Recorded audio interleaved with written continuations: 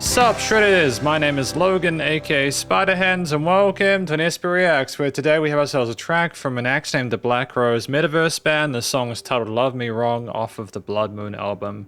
And if we switch over to here, there's a rather gruesome album art here, which is interesting. I wonder if we're going to get some rock or metal or something along the likes. We're going to listen through this track from start till finish and we're going to hear what we think. Let's do it, let's go. Nice sub-bass resonance at the start, very spooky.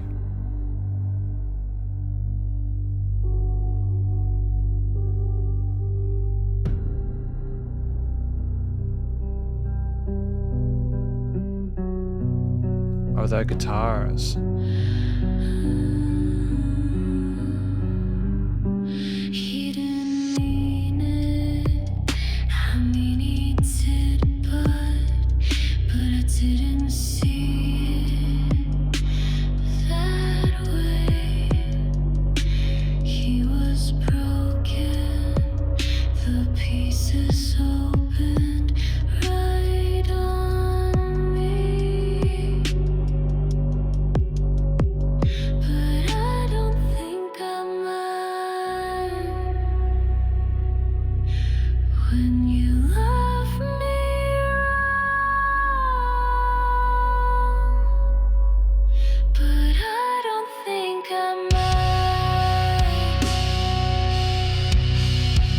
Oh, there are distorted guitars.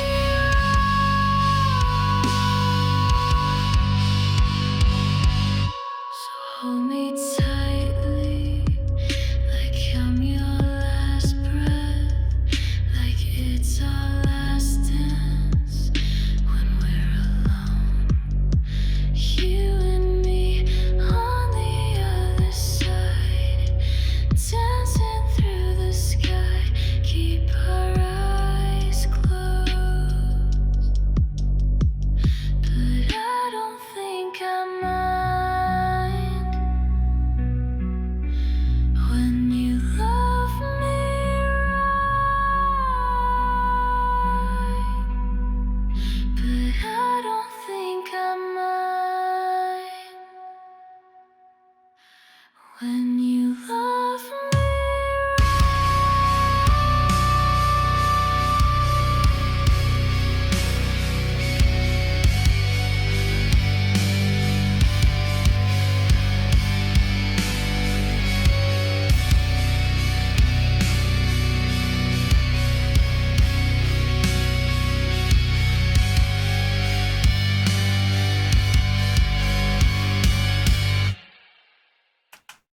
Okay, I think I understand what's going on here. We're going to talk about this track more in the conclusion. Because welcome to the conclusion of my review of this track from an act named the Black Rose METAVERSE Band, titled Love Me Wrong off of the Blood Moon album. In this section I'm going to be providing an overall song analysis, talking about everything from vocals and lyrics all the way through to production, as well as any applicable constructive critique, and then finally my general thoughts from a listener's perspective. But first of all, what do we think this track is about? I think this track is about a woman talking about the difficult time that she went through with someone she loved, and how she doesn't mind if he loves her wrong, doesn't necessarily mind the mistreatment because she understands why they're like that, and they're gonna dance through on the other side. And I'm not sure entirely what that means there. I'd probably need another time to listen through it, but basically we're allowing for any, I think, maybe poor behavior by sort of making that behavior, I don't know, trying to look at further than the pain we're suffering through or something like that along those lines, trying to sort of find the nuance within it.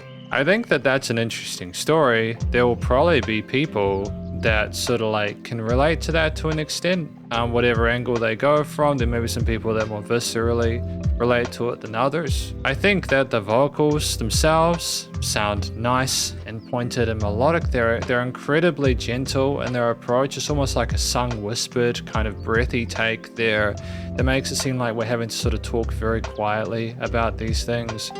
There's an intense vulnerability to the style of vocals that we're doing here, I like when we rise into upper ranges. They sound really pretty on top of whatever we've got going on with the various guitar, bass, drum layers, etc. And ultimately, I just think over the 2.5 minutes, we don't overstay our welcome. There's a nice mixture of different verses and choruses and instrumental breaks. Yeah, I can kind of understand how the way that we are singing relates to the style of you know, like, well, I understand how things connect to an extent. The song starts with the dum, this kind of thud, and then there's just this low bass synth, and it's incredibly ominous from the get-go. You really feel a sense of danger because of how sort of barren and empty it is. As things kind of build up over time, this is kind of again another thud. You've got this kind of very somber, sad sounding guitar, sort of like clean line there that's picking these notes in the mid-range arpeggios, and it's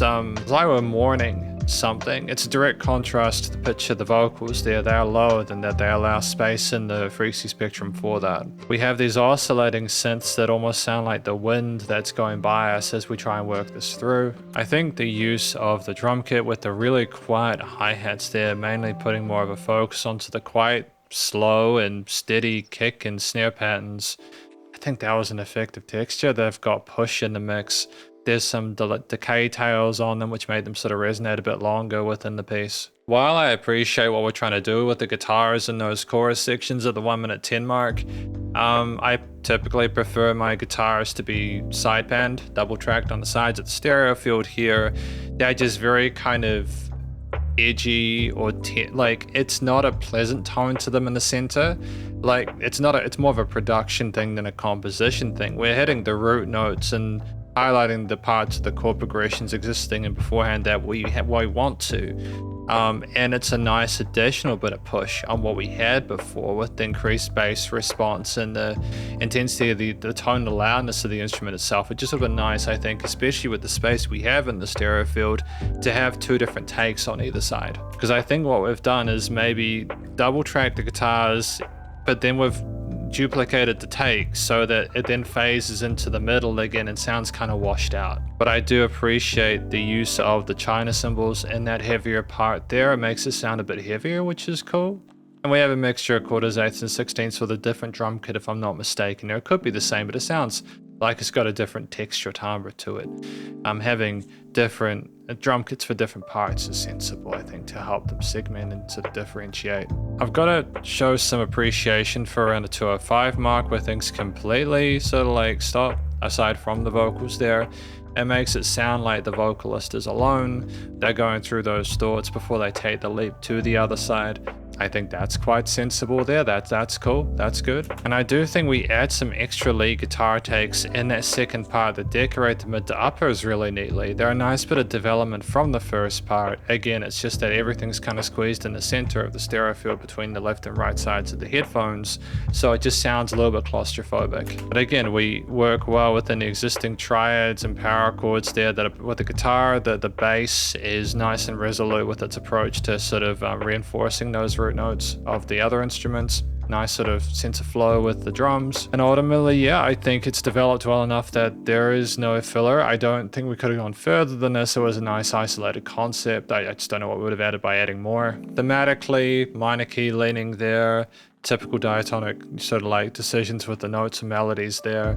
I think the vocals sounded really pretty in the mix, but it was clearly an intent to be a bit heavier with the low end there, especially with those distorted guitars in the chorus parts. I think ultimately the minor key was a good suggestion, considering the difficulties, trials and tribulations we're trying to communicate in those parts from the story perspective. You know, we're clearly not having a fun time. We could have potentially done some Phrygians or other interesting sort of like modal choices here, but we kept it relatively conservative. I appreciate that. Studio recording, mixing, and mastering. I've already spoken about the panning of the guitars. Outside of that, the drums, bass, and sort of like non-distorted guitar parts, a bit of chorus, reverb, tails, and those is good. There was some decays or echoes on the drum parts, which in the verse sections, which gave a bit of extra sort of size and space presence within those parts. There was the compression to a lot of the elements within the chorus parts, which made the thump a bit, but you know, like the drums were sidechained in that hook. And I liked that we had compositional dynamic range there, and we didn't necessarily need to do too much with the post in order to sort of enhance that further. I'm not necessarily sure if the, you know, the little kind of clicky kicks we had, like the 1 and 17-minute second mark, or maybe like a little bit distracting there, a little bit sudden or unexpected, but it's okay. We're still like, I appreciate a lot of what's going on fundamentally with this piece. The vocals had hits within the mix, and it was nice and loud, bit of pumping. Again, bass compression, limiting is handled. Aside from the guitar panning, no real applicable constructive critique. Maybe there's a bit of kind of hiss or fizz at some point there when I listen back to it, but on a second listen basis, you know, you always hear more. From a general listener's perspective, it seems like this is going to be quite an intense album. If you like this track, you're probably going to like the rest of it. I'll see how I feel if I go back to it or not, but again, I can appreciate there being an audience for people who like this kind of music and want to explore more, so I wish everyone involved the best of luck in future. But thank you for watching my review of this track from the Black Rose METAVERSE Band, the song titled Love Me Wrong off of the Blood Moon album. Hopefully you enjoyed it. If you did, please go show them some love via their various social medias and their Spotify page, and stay cool and stay safe, and please remember to support your local musicians and artists at this point in time, as they need the help more than ever. Thought of crazy stuff going on in the world, and I catch you and the next SB Reacts. Spiderhands out.